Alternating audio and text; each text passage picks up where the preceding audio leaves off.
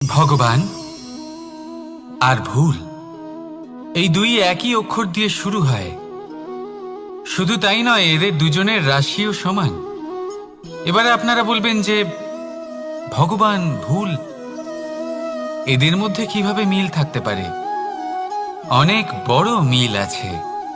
না শুধু এ এক অক্ষর দিয়ে শুরু হয়, বরং এদের বিজয় মন্ত্রটাও এক। ভগবানকে মানুন, তাকে বিশ্বাস করুন, তাকে স্বীকার করুন। এটা করলে মনের দৃষ্টি থেকে ভগবানকে দেখা যায়, আর উনি আপনাকে সমৃদ্ধ করে তোলেন।